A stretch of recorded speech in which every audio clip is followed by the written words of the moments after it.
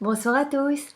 Voilà, je voulais profiter d'avoir 5 petites minutes devant moi pour vous partager un passage que je trouvais assez beau dans le livre du ciel, tome 12. Et voici ce passage. Donc Louisa parle à Jésus et elle dit voilà, pendant que j'étais dans mon état habituel, mon toujours aimable Jésus se montra très affligé et je lui dis, mon amour, qu'est-ce qui t'afflige tant? Jésus répond, hélas, ma fille, quand je permets que les églises soient désertes, les ministres dispersés et les messes en diminution, cela signifie que les sacrifices sont des offenses pour moi, les prières des insultes, les adorations des irrévérences, les confessions des passe-temps sans fruit. Ne trouvant plus ma gloire, mais plutôt des offenses en retour des bénédictions que je donne, eh bien j'arrête ces dernières. Ces départs de mes ministres indiquent aussi que les choses ont atteint leur point culminant. Voilà, donc Jésus pointe le fait que l'homme n'est plus du tout connecté à Dieu et que cela mène à justement des irrévérences complètes, des insultes en fait. Tout ce que l'on fait devient insulte si l'on n'est pas connecté à Dieu. Et il nous appelle à revenir. Eh bien, revenons et demandons-lui la grâce de devenir comme des bébés. En fait, moi, quand j'observe mon petit garçon, je me dis, eh bien, c'est l'innocence même. Et je peux tout à fait comprendre pourquoi Jésus a dit, mais redevenez comme des enfants. En fait, dans la confiance absolue, s'abandonner dans les bras du Père et lui dire, voilà, gère ma vie. Un bébé, il se pose pas la question de qui le porte, même si c'est une petite fille de 6 ans, il se dit pas, oh là, on va me laisser tomber. Non, il fait confiance et il vit pour les choses les plus essentielles. Eh bien nous, Jésus nous appelle à redevenir comme ça, à redevenir humble, parce que c'est notre orgueil en fait qui crée tous les vices de la société. Si la société actuelle va tellement mal, eh bien c'est parce que l'homme s'est complètement déconnecté de Dieu et en fait a préféré faire sa volonté propre et gérer les choses tout seul en fait sans Dieu. Il a chassé Dieu du pays, des écoles, de partout. En fait, Dieu ne trouve plus sa place. Et donc l'homme ne peut rien faire de bon sans Dieu. Il y aura toujours ce vide et alors ce pourquoi tout ce péché originel avec lequel on est façonné finalement, eh bien, va rejaillir à la surface. Donc cet orgueil qui a été nettoyé au baptême, eh bien, ressurgit, parce que c'est quelque chose qui est fonctionnel en nous. Et le Seigneur nous dit, mais lâchez cet orgueil, demandez la grâce de l'humilité. Eh bien, nous te la demandons, Jésus, maintenant, au nom de tous les hommes, passés, présents et futurs, dans ta divine volonté, nous te demandons euh, que l'humilité de Marie. Nous te demandons vraiment cette grâce de pouvoir être les derniers de tous, comme des enfants en fait. Peu importe si nous sommes les rejetés de la société, les humiliés, peu importe, parce que nous serons libres si nous sommes humbles. Eh bien, nous serons libres, libres des recherches, des plaisirs du monde, de l'orgueil, des vanités, etc. Nous voulons vivre uniquement pour toi, Jésus, et que tu prennes les rênes de notre vie. Nous te donnons tout. Donne-nous l'humilité et un cœur pur d'enfant, Seigneur. Et alors Jésus continue en disant, mais dès que l'âme entre dans ma volonté, c'est un peu plus loin, cette dernière détruit par sa chaleur les infections que l'âme a contractées pendant ses distractions. Donc vraiment sa volonté, la volonté de Jésus, va venir nettoyer toute la laideur de notre âme. Tout ce qui est putri par notre volonté propre, par notre orgueil, eh bien, va être lavé par la volonté de Jésus. Et il demande vraiment la constance dans la prière, la persévérance, la fermeté. Et il dit, il n'y a aucune âme sainte qui n'est pas passée par ces vertus. Impossible que celui qui possède cette vertu ne devienne pas un grand saint. Il le dit dans le livre du ciel. Donc c'est vraiment quelque chose qu'il attend de nous, la persévérance et la constance dans l'amour qu'on lui porte. La répétition des actes vertueux fait naître dans l'âme une fontaine d'amour nouveau et croissant. La fermeté fortifie l'âme et met sur elle le sceau de la persévérance finale. Jésus ne craint pas que ces grâces restent sans effet dans les âmes fermes. Il les lui distribue par torrents.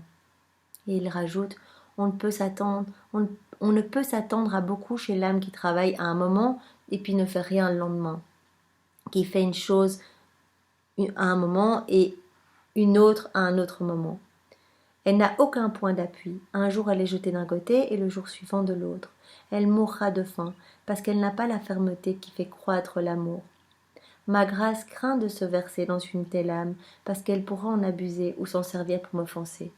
Et bien donc, pour pouvoir vivre vraiment dans la divine volonté, il dit, c'est très facile, il faut avoir l'intention et je fais le reste. Mais je vous demande juste vraiment de renouveler cette intention et de faire un petit peu d'effort dans la constance. Parce que je ne peux pas me déverser complètement dans une âme qui change d'avis, un jour dit je veux faire ta volonté, le lendemain qui ne pense plus à moi et qui va se distraire dans les choses du monde. Alors Jésus aura peur de se déverser, de déverser toutes ses grâces dans une telle âme, parce que cette âme pourrait vraiment tout à fait en abuser et s'en servir pour offenser Jésus. Donc il nous demande vraiment, et nous pouvons demander maintenant au nom de tous, dans sa divine volonté, de nous donner la constance dans la prière et dans l'amour. Et il dit, mais voilà, une fois que vous êtes dans ma volonté et que vous m'avez prouvé que vraiment vous avez envie de me donner votre vie, eh bien, je ferai tout en fait. Je ferai tout pour vous et jamais je ne vous laisserai abîmer par quelqu'un d'autre. Et à ce moment-là, vous allez acquérir des nouvelles beautés divines. Vous allez laisser toutes les qualités humaines, vous allez vous dépouiller de tout ce qui est laid, de tout ce qui est pourriture, et vous allez vous revêtir de mes qualités divines. Et Jésus rajoute, quand il te manque quelque chose, entre dans ma volonté, et tu trouveras rapidement ce que tu veux. Tu trouveras autant de messes, de communion et d'amour que tu le souhaites. Dans ma volonté, rien ne manque, et tu y trouves tout sous une forme infinie et divine. Donc il nous donne déjà vraiment la certitude que si on vit dans sa volonté, eh bien notre âme va être comblée d'amour. Et ce vide qui nous habite au quotidien, le fait de nous être séparés de Dieu et qui nous fait rechercher dans les choses du monde vraiment quelques épanouissements, quelques plaisirs furtifs, eh bien ce vide sera complètement comblé parce que Jésus va venir le combler par sa propre volonté qui est infinie.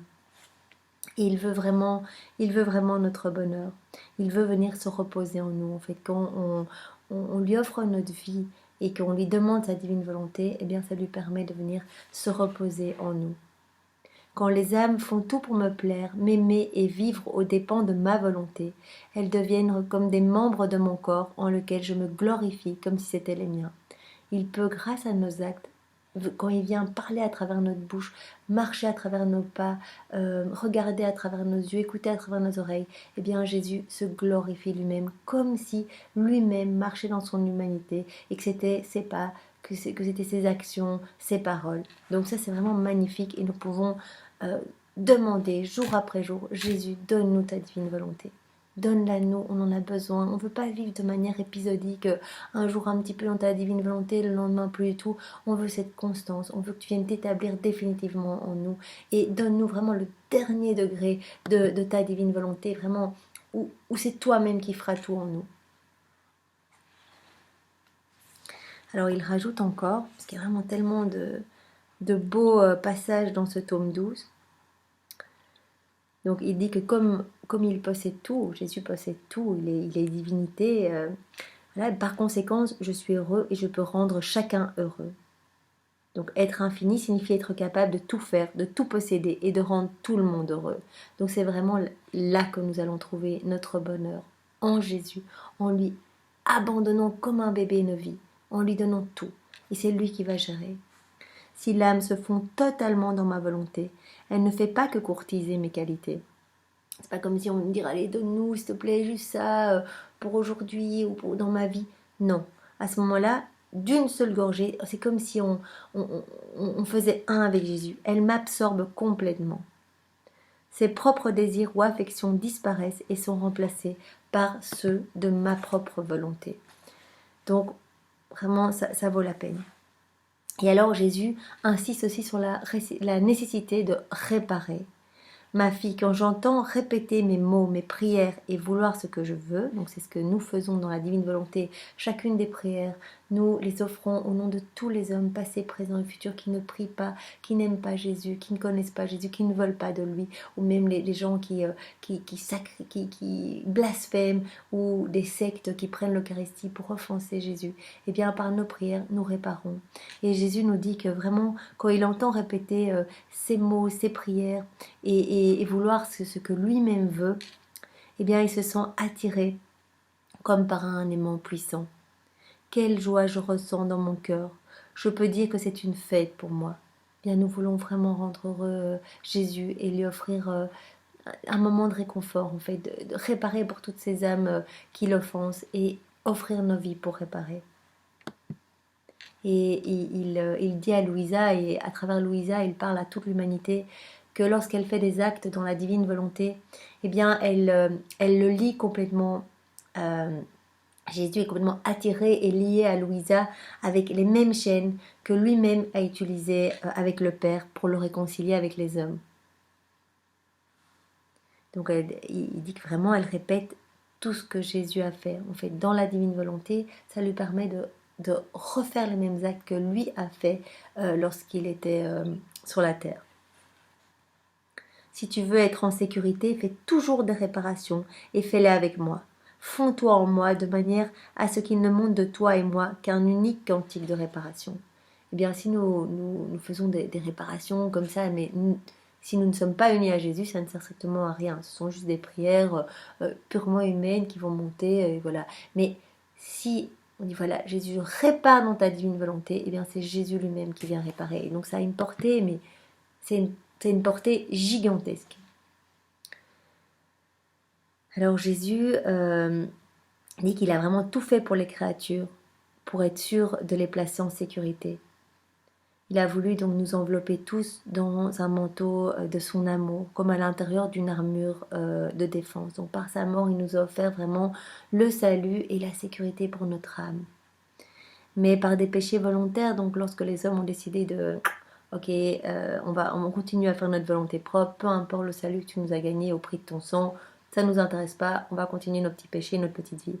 Eh bien l'homme, par ce comportement-là, est en fait ingrat et brise l'armure de protection que Jésus met autour de notre âme et s'échappe de toutes les grâces que Jésus veut déverser dans nos cœurs. C'est comme si on se plaçait à l'extérieur de l'armure et qu'on n'avait plus d'abri en fait.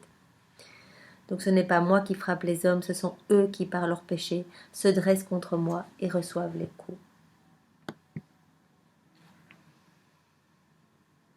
Donc encore un autre passage qui est magnifique.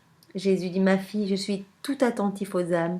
Si elles sont également attentives à moi, la corde de mon amour reste fixée à leur cœur, et je multiplie mes attentions, et je m'amuse.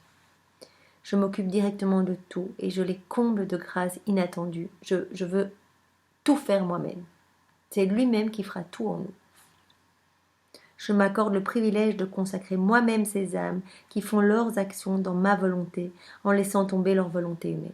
Toutes les âmes qui se plongent dans la divine volonté de Jésus, qui abandonnent toute leur vie, qui font confiance en disant voilà Jésus, c'est toi qui gères ma vie, et qui sont constants dans leur demande. Parce que voilà, il va d'abord attendre un petit peu de voir si l'âme est constante avant de déverser ses grâces et déverser sa volonté propre, puisque c'est lui qui va venir agir.